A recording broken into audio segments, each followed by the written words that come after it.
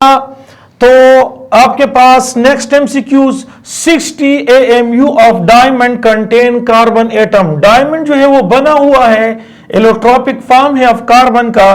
तो आपके पास 60 AMU of diamond. तो देखिए कार्बन बजाते खुद जो है वो 12 AMU जो है वो वन एटम ऑफ कार्बन पे मुश्तमिल है। अगर ये आपके पास 60 AMU हो तो देखिए इसको मैंने पहले लेक्चर में, फर्स्ट लेक्चर में, इस चैप्टर के फर्स्ट लेक्चर में एक्सप्लेन किया है कि अगर ये 60 AMU हो तो number of atoms of carbon कितने होंगे, तो क्रॉस मल्टीप्लीकेशन, तो 60 into 1 डिवाइडेड बाय 12। तो देखिए ये नंबर ऑफ कार्बन एटम्स होते हैं, तो इसको इससे काट दो तो यहां 5 आता है, तो नंबर ऑफ एटम्स 5। तो ओके, ये क्वेश्चन सॉल्व हो गया। अब देखिए which contain highest percentage of nitrogen. तो देखिए नाइट्रोजन उसमें ज्यादा होते हैं जिसका जो मोलर मास है वो आपके पास कम हो और नंबर ऑफ नाइट्रोजन एटम ज्यादा हो। तो देखिए यहां पर नाइट्रोजन जो है 2 है और यहां पर भी नाइट्रोजन 2 है, लेकिन देखिए यहां पर जो है इसका मोलर मास ज्यादा है।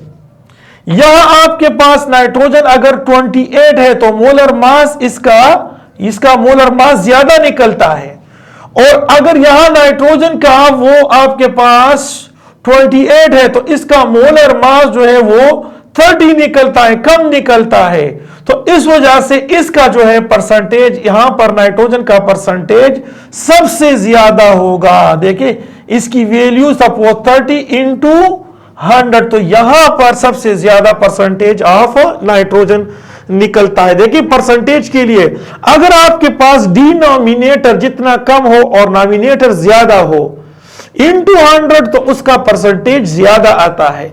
यहां आपके पास डिनोमिनेटर ज्यादा है तो इस वजह से इसका परसेंटेज कम है। हां, नंबर ऑफ एटम यहां पर भी 2 है, यहां पर भी 2, लेकिन इसका डिनोमिनेटर का मास वो कम आता है। जब ज्यादा को कम पे डिवाइड करते हो तो वो वैल्यू ज्यादा आती है, तो यहां पर परसेंटेज ऑफ नाइट्रोजन ज्यादा होता है। अब देखिए ये इंपॉर्टेंट क्वेश्चन है और ये क्वेश्चन रिलेटेड है लिमिटिंग रिएजेंट के साथ। लिमिटिंग रिएजेंट के साथ वो है कि 3 gram hydrogen and 29 gram oxygen react to form how much gram of water. कितना ग्राम ऑफ वाटर प्रोड्यूस करेगा।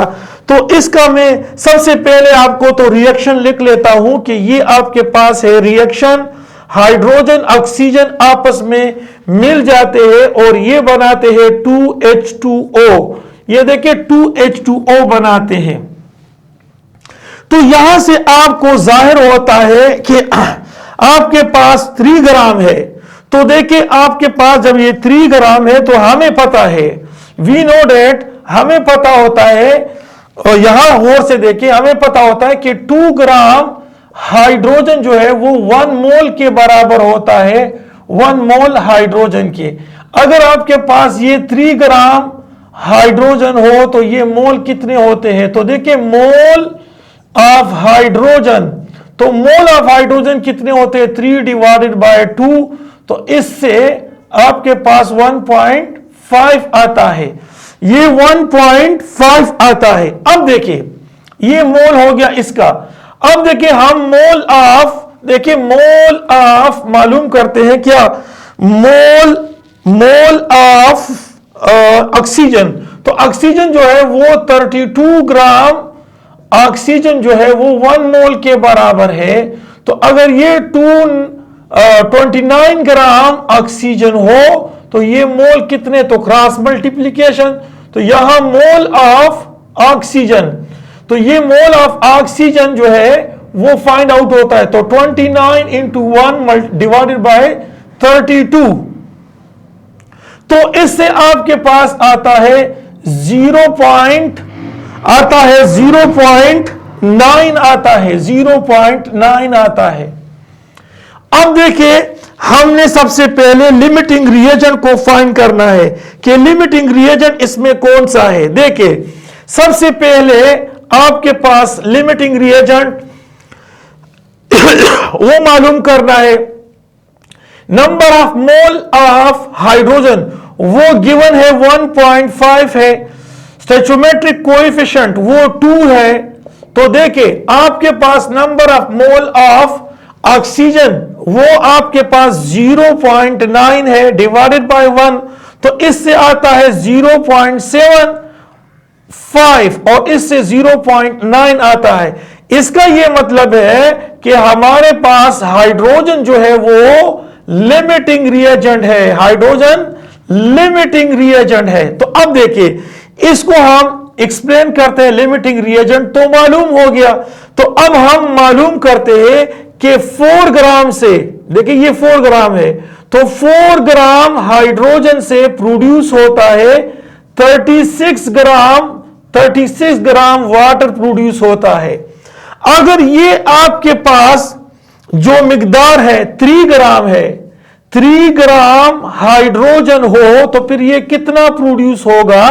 तो देखिए ग्राम ऑफ H2O प्रोड्यूस, तो ये देखिए 36 इंटू 3 डिवाइडेड बाय 4, तो ये 27 ग्राम आता है और ये इसका सही आंसर है, ये इसका सही आंसर है।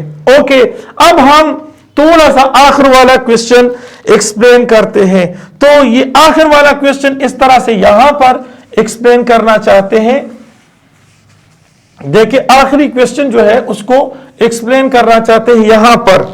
देखिए हाइड्रेटेड 28.6 हाइड्रेटेड सोडियम कार्बोनेट है। ये देखिए हाइड्रेटेड है, तो अब देखिए आपके पास इतना हाइड्रेटेड है जिससे कि आपके पास ये जो रिमेनिंग है, रिमेनिंग डिहाइड्रेटेड, वो इतना रह गया है, ये इतना रह गया है, इतना आपके पास रहा है। तो आपके पास हाइड्रेटेड कितना था? 28.6 और इससे माइनस कर दो, क्या इससे माइनस कर दो 10.6, तो इससे आता है 18। तो अब देखिए आपके पास ये जो आपके पास है, ये आपके पास वाटर रिमूव हो गया है इतना, और एनहाइड्रस कितना रह गया है? इतना। तो आप देखिए आपके पास सोडियम कार्बोनेट ये इतना रह गया है। तो सोडियम कार्बोनेट का जो मास है तो वो आपके पास कितना है? वो आपके पास है 106, जबकि आपके पास इसका जो मास रह गया है वो 10.6 है। तो अब देखिए ये 10.6 है, ये 10 यहां पर जो मास रह गया है, यहां जो मास रह गया है वो 10.6 है और ये 106 है। तो अब आपके पास जो आता है तो इससे 18 और ये ग्राम वेट और वाटर का भी मॉलिक्यूलर मास 18 है, तो इससे आपके पास आता है 0.1 और यहां पर 1 आता है। अब देखिए mole of water divided by mole of salt, इस पे डिवाइड कर दो तो n वैल्यू आ जाती है। तो अब देखिए इसकी वैल्यू 1 है और ये 1 है, तो इससे 10 आता है। ये फिर मैं आपको बता दूं कि ये आपके पास जो मोलर मास है वो 10.6 है और ये 106 है। तो ये आपके पास बन जाता है, 1 डिवाइड बाय 0.1, इससे आता है 10। तो ये n की वैल्यू जो है, ये n की वैल्यू 10 है। तो okay, thank you for watching this MCQs from the side of course edX.